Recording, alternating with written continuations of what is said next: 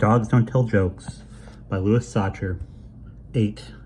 Gary lay on the floor and looked up at the faces of W.C. Fields, Woody Allen, Jonathan Winters, Robin Williams, and Whoopi Goldberg, almost as if he was waiting for one of them to tell him a joke.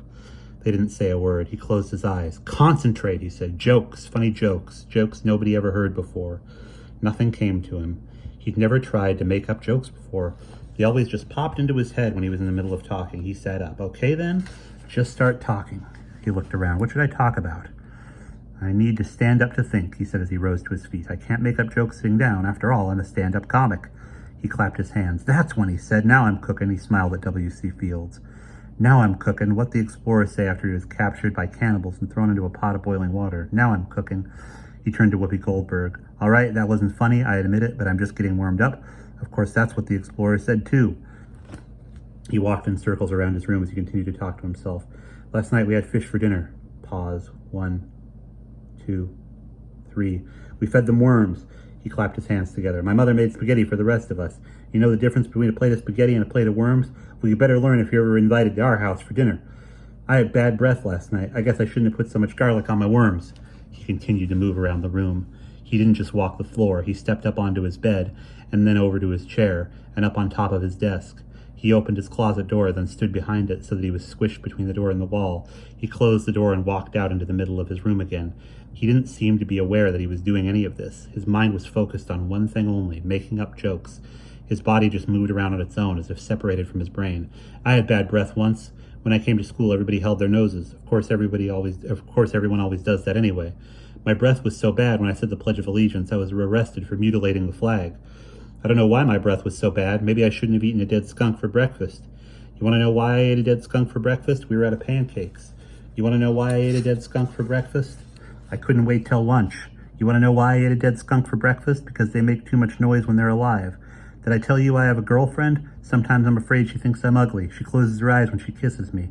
I know lots of people close their eyes when they kiss. It's supposed to be romantic, but she also holds her nose." Gary stopped. Would he really be able to talk about kissing a girl up on stage in front of hundreds of people, in front of his parents? "Yes," he asserted. Like Mr. Bones said, if he wasn't going to do it, or if he was going to do it, then he was going to do it right, 100%. "You know how to tell a girl worm from a boy worm? By kissing them." He laughed. He thought that was his funniest joke yet. But then, when he stopped and thought about it, he realized it didn't make any sense. But that was all right. He had almost 3 weeks. His plan was to make up jokes every day this week and the next. Then, the 3rd week, he'd pick out his best jokes and put them together so that one segued into another.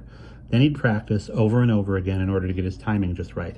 He continued moving around his room for over an hour, talking to himself, brainstorming, or as he called it, joke-storming. Then he stopped. It was almost as if an alarm clock rang in his head, telling him it was time to quit. "You're not funny anymore," it buzzed. That was fine. Maybe he would be funnier tomorrow, or the next day, or next week. He got out a pad of paper and wrote down what he thought were some of his better jokes. "Don't bother your father," said Gary's mother. "He's had a very difficult day." "I'm just going to tell him some of my new jokes," said Gary. "I think he'd rather just be left alone." "He'll laugh," said Gary. Gary's father, still in his suit and tie, was lying on his back on top of his bed and staring at the television. He had managed to take one of his shoes off, but the other was still on his foot, dangling over the side of the bed, so as not to get on the bedspread. "Do you want to hear some of the jokes I made up for the talent show?" asked Gary. "No. I made them up myself. Do you want to hear them?" "Gary, I've had a hard day," said his father. "I just want to relax." He was watching a situation comedy, but he wasn't laughing. He just lay there, staring blankly at the TV screen, while the studio audience cracked up. Gary sat at the foot of the bed and watched a while. Somebody got paid a lot of money, he realized, to write the stupid show. He was only a 7th grader, but he figured he could write a show that was a lot funnier than the one his father was watching. His mother stood in the doorway, motioning for him to leave. He turned back to his father. "Hey, come on. Don't you want to hear the jokes I made up? They're really funny." His father let out a heavy sigh.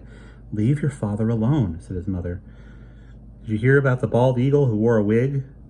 Gary asked him. "No," snapped his father. "Don't tell me. I don't want to hear any of your jokes right now, okay?" "Too late. I already said it," said Gary. "That was the whole joke." "I don't want to hear it," his father repeated. "Do you understand?" "But I already told it to you." "Do you understand? I was only..." "Your father is very sensitive about his bald spot," said Gary's mother. Gary's father sighed even louder. "I am not," he said. He had a bald spot on the back of his head. "I would just like some peace and quiet so I can watch television. Is that too much to ask?" Can I just go 15 minutes without having to listen to one of your idiotic jokes? All right, said Gary. I won't tell you the joke, even though I already told it to you. Thank you. You're welcome, said Gary. Any time. Ha ha. Gary sat in his room. He wished his parents could be more like Abel and Melissa, who appreciated a good joke when they heard one. At least they'd be willing to listen after he worked 2 hours making up jokes for the talent show, the most important day of his life. If Abel and Melissa were his parents, he realized, then Angeline would be his sister. She was probably more like a sister than a girlfriend anyway. He always wished he had a brother or sister. Actually, he wanted a sister named Sally. Then he could call her Saloon. Of course, before Abel and Melissa could be his parents, they'd have to get married. That's stupid, he said. They can't be my parents anyway. I already have parents, unless they got killed in a plane crash or something. Ha ha. His father never used to hate jokes. In fact, his father had told him the first joke he ever heard. Gary still had a picture in his mind of himself taking a bath while his father told him a joke. He probably was only 3 years old. He still remembered the joke. Why did the chicken cross the playground? To get to the other slide. The odd thing was, Gary figured now, as he thought about it, he must have heard that joke before he had ever heard the joke about the chicken crossing the road. So it didn't make any sense. But that didn't matter when he was 3. He remembered asking his father to tell him that same joke over and over again for months. There was a knock at the door. Come in, he said. His mother followed his father into the room. Gary didn't look at them. Your father and I have been talking, said his mother. I understand this talent contest means a lot to you, said his father. Gary stared out the window at a street light. I'd like to make a suggestion, his father said.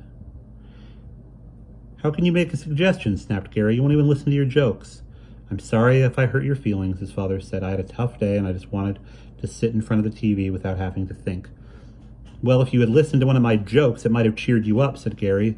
Who knows? You might even have laughed. Some people laugh at jokes, you know. His father smiled. Okay, tell me the one about the bald eagle who wears the wig. Gary threw up his hands in frustration. That's the joke, he said, trying not to shout. There isn't any more.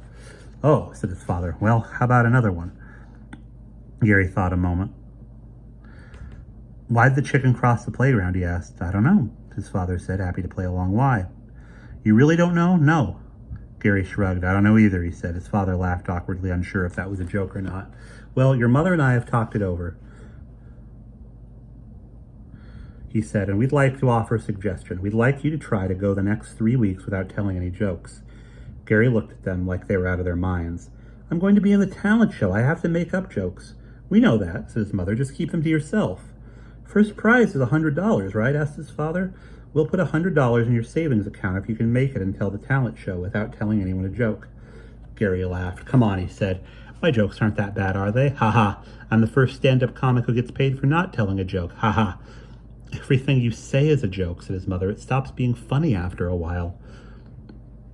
You should want to keep your jokes to yourself anyway, said his father. If you tell someone a joke, he'll tell it to someone else, and pretty soon everyone will know it before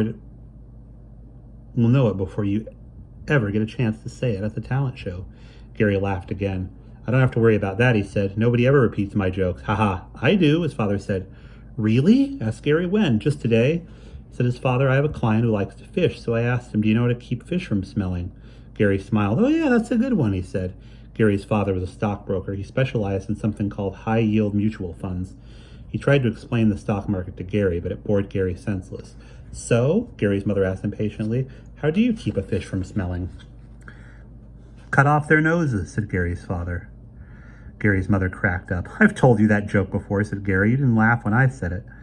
She shrugged. Sorry, it's just, I don't know, coming from your father. Did your client laugh? Gary asked his father. Yes, as a matter of fact, he did. Did he buy a lot of stock? No, he didn't buy any. But if he laughed, one's got nothing to do with the other, said his father. That's your problem. You seem to think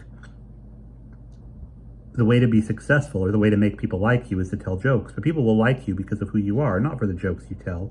But that's who I am, Gary insisted. I tell jokes. No, that's not who you are, said his mother. You tell jokes because you're afraid to let people see who you are. You hide behind a wall of jokes. Not a very strong wall, said Gary. It won't hold up a house. Ha ha. When you were little, his mother said, and we'd have company over, everyone would always ask you to tell jokes because you knew so many. Really? Asked Gary. I don't remember that. It was cute because you were 4 years old, but you're not 4 years old anymore, Gary. You make it sound like I've got some kind of disease or something. Joke-itis, haha. You just try to go 3 weeks without telling a joke, said his father. See what happens. And you'll pay me $100? That's right. Gary looked at them. In a way, it seemed too good to be true. In another, it made him feel like he'd just eaten a dead skunk. But how would you find out if I told someone a joke at school or someplace? We trust you, his mother said. So do we have a deal, asked his father. Sure, said Gary. I'll get the cards. What? To deal? He laughed like a hyena. And that is the end of chapter 8.